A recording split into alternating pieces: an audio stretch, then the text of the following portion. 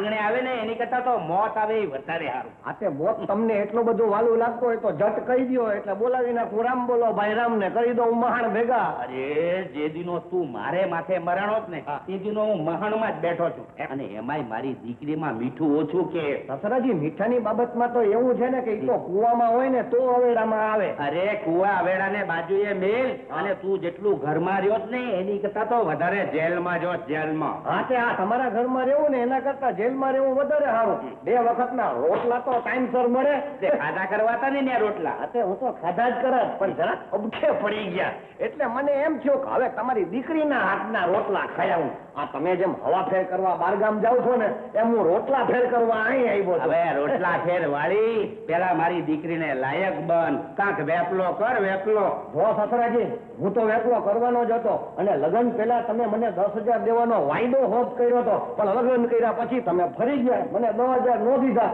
મારા જેલમાં જવાનું મુખ્ય કારણ હોય ને તો એ તમે કરેલી છેતરપિંડી. છેતરપિંડી? હા, તમે 10,000 નો દીધા એટલે મેં મારી રીતે પેદા કરવા પ્રયત્ન કર્યો, એમાં પકડાઈ ગયો ને જેલમાં ગયો. હવે જો 10,000 રૂપિયા દઈ દો ને. અરે 10,000 ની ક્યાં વાત કરે? એક ફૂટી કોડી નો આપો અને તારું કાળું કર. એક ફૂટી કોડીએ નહીં આપો અને પાછો મારું કાળું કરું? તો એમ કરો, કાળું કરતા પેલા આપણે ધોળું કરી લઈ. કહો આપણે એકબીજાને ગળે મળીને આવતા લ્યો. હા, હવે આ થઈ ગયું તમારું કાળું ને મારું ધોળું. લપ ગઈ.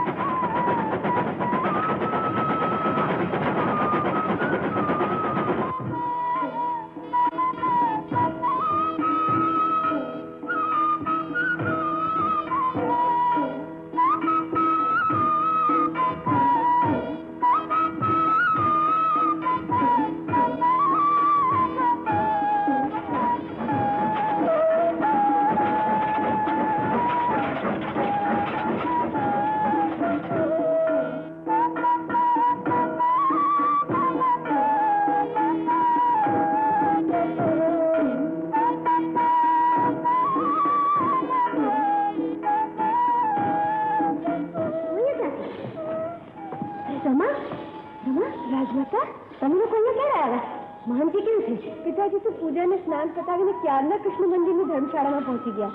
કૃષ્ણ મંદિરની ધર્મશાળામાં? હા. દીકરી તો હમણાં સૂર્ય નમસ્કાર કરતી હતી. હા, સૂર્ય નમસ્કારથી ઈચ્છિત ફળની પ્રાપ્તિ થાય છે, એટલે સારો વર મળે એવું વરદાન માગજે. હું સ્નાન પતાવીને મહંતજીને મળવા જાઉં છું.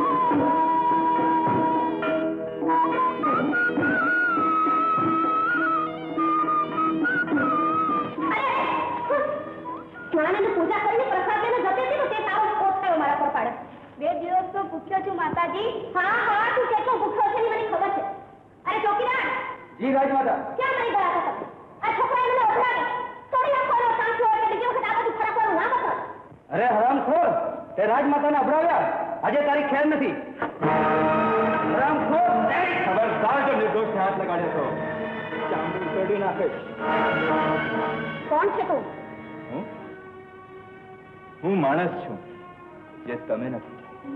માણસ હોત તો ઊંચ નીચના ભેદભાવ રાખત. એક બ્રાહ્મણ દેવતાની સરખામણીએ મેલથી ભરેલાની મદદ ન કરત. મેલ તો મનના હોય છે, તનનો નહીં. મલિન તો તમે છો. તમારા મનમાં રહેલું સત્ય પણ મલિન છે. તમે શું આશીર્વાદ આપવાના? તમે ગરીબનું રક્ષણ શું કરવાના? તો તું રક્ષા કર ને. જે અમારા ધર્મને ભ્રષ્ટ કરે એને અમે આશીર્વાદ આપીએ એમ. જે ધર્મ એક માસૂમ નિર્દોષ બાળકના પડછાયાથી ભ્રષ્ટ થતો હોય એ ધર્મ નથી, આ ધર્મ છે. એટલે તું શાસ્ત્ર વિરોધી પ્રચાર કરે છે, ઋષિ મુનિઓની પ્રણાલિકાઓનો ભંગ કરે છે. હા હા, શાસ્ત્રમાં લખેલા ઊંચ નીચના સંબંધોને ફૂસવા માંગુ છું. ત્યારે તમે માણસાઈ અને કુદરતને ભૂલી ગયા છો. માણસમાં ભેદભાવ રાખે એ કેવો ધર્મ? અરે ભીતરની આંખ ખોલીને જુઓ, દુનિયા તમારા પર તુચ્છતાથી હસી રહી છે. દુનિયા અમારા પર નહીં, તારા જેવા નાસ્તિક પર હસી રહી છે. એક દેવતાએ અનેક રાક્ષસોને ભગાડી દીધા. આને ખૂબ બાકી લાગે છે. હા, હું એને મારી જોડે ધર્મશાળામાં લઈ જઈ ઉપચાર કરીશ ને થોડાક દિવસોમાં સારું થઈ જશે. તમે આને ધર્મશાળામાં લઈ જઈ ચાકરી કરશો? હા. તમને આ લોકોની જેમ છૂત અછૂતનો ડર નથી લાગતો? ભગવાન જો સૌમાં હોય તો ભગવાનના ભાગલા શા માટે પાડવા જોઈએ? તમે તો માણસના અવતાર લઈને ઉતર્યા, સાક્ષાત ભગવાન છો. ભગવાન? હરિઓમ તત્ત, હરિઓમ તત્ત.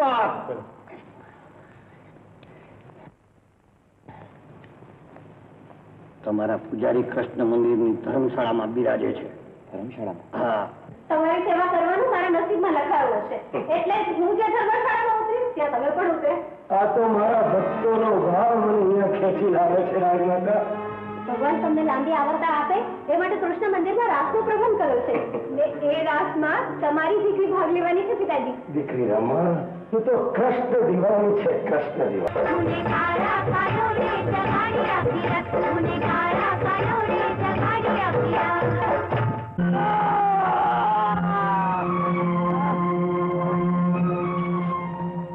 આખરે બદલો લઈને વેરની આંખ શાંત થઈ.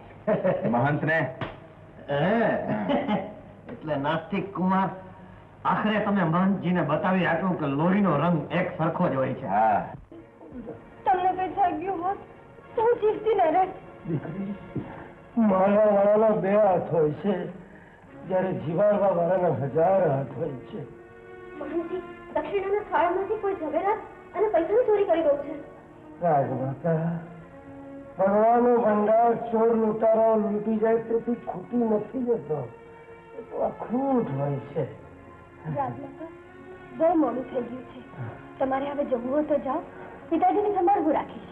હા, પણ મારી જરૂર પડે તો અડધી રાત્રે પણ મને બોલાવજે. જરાય સંકોચ ના રાખી. ના, ચાલો તમને અડધે સુધી મૂકી આવું. તમે બંને સાથે ન જાઓ.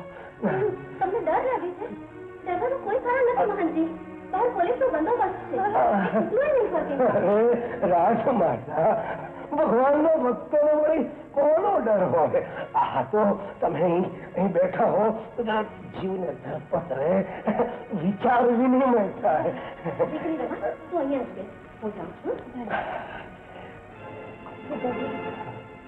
ખૂબ દેવતા પુરુષના પુણ્યને લીધે તમે બચી ગયા. દીકરી, તારા એ દેવતા પુરુષને ભગવાન લાંબુ આયુષ્ય આપે. આંધળા લૂલા બહેરા ઠૂટા થઈ ગયા છો, ભૂખે મરો છો, છતાં ઈશ્વરની જય જયકાર કરો છો. આ તો બધી ઈશ્વરની માયા છે ભાઈ. અરે ઈશ્વરની માયા નથી મૂર્ખાઓ, એમની પાસે માયા છે, માયા. અને તમારી પાસે આ કિંચન કાયા સિવાય કઈ જ નથી. ઈશ્વરની જય બોલાવવાથી કઈ જ નહીં પડે. રૂપિયાની રણકારમાં એ તમારો સાથ નહીં સાંભળે. પથ્થરના ભગવાનના હાથમાંથી તમારા માટે આંસુનું એક ટીપું પણ નહીં પડે. અરે જય બોલાવી હોય તો જીવતા માણસથી બોલાવો, મારી બોલાવો. આવો,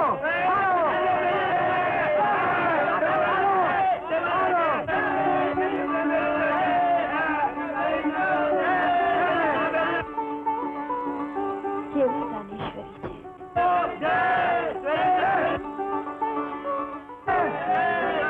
દાનેશ્વરી દેવતાનો જય, ગરીબના બેલીનો જય. ખરેખર તમે કેટલા દયાળુ છો. તમારા પિતાજીના શું હાલ છે? હવે તબિયત કેમ છે? ભગવાનની દયાથી ને તમારા જવાના પ્રતાપે એને ઊંડો ઘા નથી લાગ્યો. એ જલ્દી સાજા થઈ જશે. એટલે કે મહંતજી પછી ગયા? હા, તમે મંદિરે આવશો? મંદિર? હા, મારા પિતાજીનું આયુષ્ય વધે એ માટે કૃષ્ણ મંદિરે હું પ્રાર્થના કરવા જાઉં છું. ને તમ જેવા એના માટે પ્રાર્થના કરો તો એ જલ્દી સાજા થાય. ભેખારા, આ સોનાની વીંટી તમે કોને આપી? એ તો પેલા દાણેશ્વરે આપી સાહેબ. તમે જાઓ, મારે જરા કામ છે. હા,